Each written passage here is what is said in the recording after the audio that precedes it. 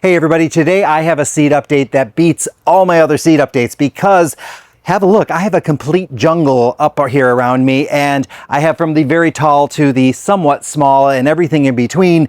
As you know, I've had some ups and downs with my seed starting, and I'm ending on a high note, and I'm really happy to show you guys these. So I want to tell you first some of the plants that have surprised me or have kind of brought me the most joy, and it's not just the pumpkin on a stick this time. I've got some others that I'm super thrilled about, starting right here with this sunflower. Absolutely fantastic. This is the lemonade sunflower, and I'm so happy with how this one's turning out. It's completely surprised me. I didn't expect the flowers to be this big. I didn't think that it would have this many petals. It's an absolute like cushion here, and the pollinators have been climbing all over it. I'm so happy, and it is a branching variety, so you can just see how many blooms are coming up. And like this is one plant with 2 of these blooming right now, but I did put 2 in this pot.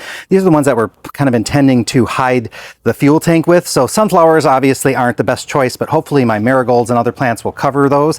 Another sunflower I have up here, Autumn Beauty, and this is kind of more that traditional sunflower look, but this is a nice golden color. It does have quite a bit of pollen, so when we look at this leaf you can see how much pollen it drops. So maybe not a great cut flower, but it is a branching variety, so you can see lots of blooms coming, and they're coming all the way down the stem, so that's really nice to see. And also this is my black tip wheat, and it is starting to get a little bit of a black tip, so this is very easy to grow, so I was happy with this one.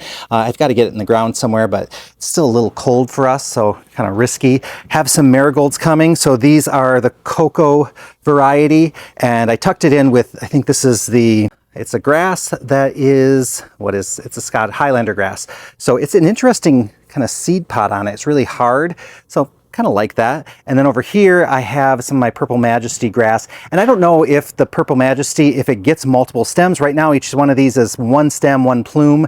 If that's the case, I should have stuck a whole bunch in here, but we'll see how this one goes. I'm not too worried about it. And then back to marigolds. Here's some of that cocoa gold just starting to bloom. So those are just putting out blooms. Here's another lemonade sunflower, but this is the one that has been bringing me lots of sunshine. It is the big duck yellow, and these plants are incredible. I mean, I just have them in this 4.5 inch. They're nice and big, but the thing that I'm most impressed with is the amount of flowers on this and the size of them.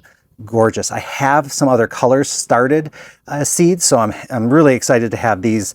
Just, I don't know, marigolds, they're so easy to grow, and they've been such nice performers. I have some stock in bloom, so this is the iron pastel mix, so there's a pink and a yellow in there so far that I've seen. And I did make the mistake of pinching half of them. Shouldn't have done that. I should have read the instructions, but you know, I trusted the internet where they said, oh yeah, pinch your stock, but it depends on the type of stock. So this particular variety, don't pinch it.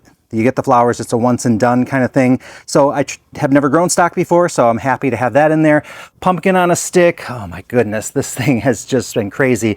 Look at how many blooms I'm getting. So this is all going to become fruit. This is an ornamental eggplant, and if you look inside, you can see some of the more mature fruit look like little green pumpkins. When the fruit or when the plant starts to dry up, they will turn bright orange. So these things are huge. And I still can't tell if the ones that I pinched or trimmed are doing better than the ones that I had just left. I think it's just a really heavy producer, so I don't think it matters if you pinch it or not. So I'm just amazed at how much is on this thing.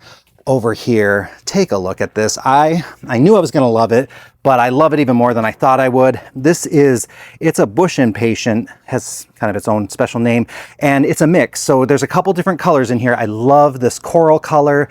This light kind of salmony pink is beautiful. And then there's also, like, this would be kind of considered a magenta or a fuchsia. This is a magenta or pink. There's also a pale like lavender color in there. These are so stunning. They're nice and big. They're like little tree trunks when you get down here. And they've been managing in these 6-inch pots pretty well. We've been watering them a lot, but even if we miss watering them, they've been behaving. But we got to get these planted up into something bigger. And then over here, I have my Clarkia. And that's just starting to bloom. This is just such a nice, cool flower. I only have it in a 4.5 inch. It is sucking up the water. So you can see I'm not getting enough water, so I'm starting to lose some leaves. I love the color that the leaves turn though when they start to dry up. But this is a cool one. This is a salmon kind of color. But look at the color of the stem. It's that nice kind of salmon color as well. Really loving these. My last batch of seeds are coming along very well. This is the clary, it's a type of salvia, so loving that. Half of them are pink Sunday, half of them are Oxford blue, and then I have an assortment of some cosmos, some more of the big duck, some more of, is it cocoa do I have in it? No, this is white swan, and what else do I have in here? Cocoa orange, and then I have different salvias, the Aunt Molly tomatoes stuck in here. The Swiss chard, and then Pacific Beauty calendula. So these are getting ready where I'm going to have to start pinching them and transplanting them, but I'm really happy. I had pretty good germination with these as well, so good work here. Now let's see, I have some other things to show you. This is my other pumpkin on a stick. You can see these things are just growing like crazy. And this has nothing to do with seeds, but last week I had planted this passion vine. All of a sudden I put it in a new pot. This thing has blooms all over the place. Like, take a look. I mean, this is incredible. Look at that thing. I mean, it's just covered in them. Those were just kind of little nubbies when I planted it. It just took off when I did this. So now I got to get over here and show you some other ones. So this might not look like much, but this is where I planted those elephant ears. So in here are some elephant ear bulbs, tucked them in there. No sign of them yet. I kind of keep looking underneath there. This is just a lemon coral sedum. I said that when I planted them, hey, at least I'll have just a lemon coral sedum, if nothing else. I may only end up with that, but this is a cool plant to have out anyway. And then this one over here also has elephant ears, and I put one Supertunia hoopla vivid orchid in here. Take a look at the size of this plant. It's just, you know, it's draping over the edge, it's covering everything.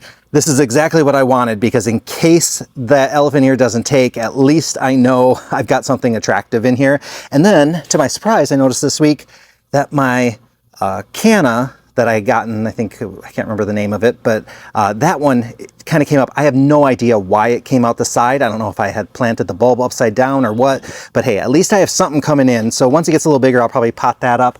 Let's see, do I have anything else to show you? Okay, I'm gonna show you something only because I'm just so amazed by it.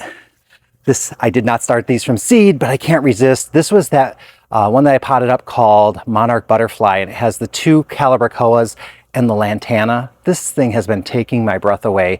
I mean, both these are, you know, same plants in there, but now that the lantana's taken off, doing really great, I probably will start training the lantana when it gets a little longer so it comes out through the calabricoa. And then, I'm just gonna show you some things just because I just can't resist. Over here, this is one that I had potted up, but what I ended up doing is I did clear out, the petunias were starting to encroach quite a bit on this Senecio angel wings. You can see, you know, it's starting to kind of get muddy in here and brown those leaves up. So I went and just kind of cut them back just so that this Senecio angel wings has a little bit more room.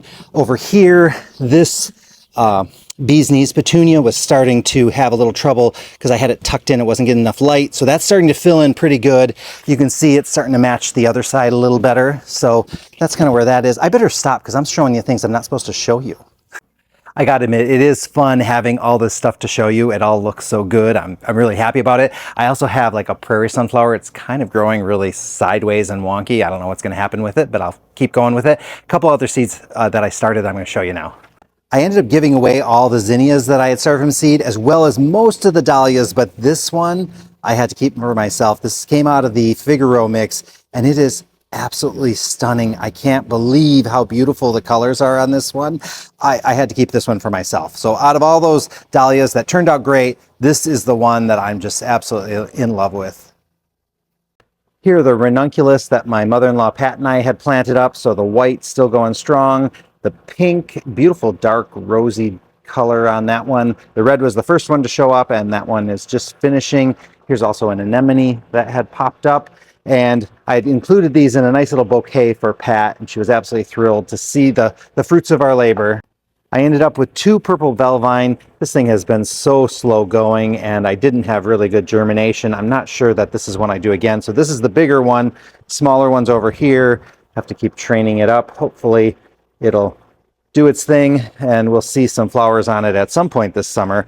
At least this one's looking a little bulkier.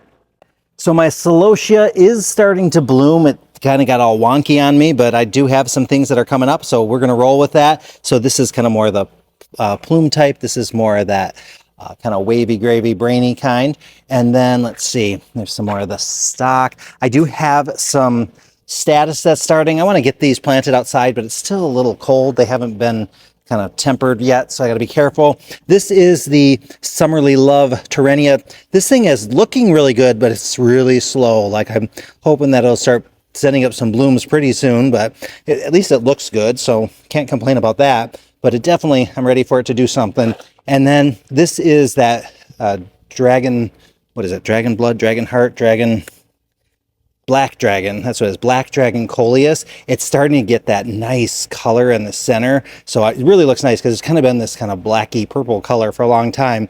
But this is really beautiful. So loving this. So I think that's the end of my seeds.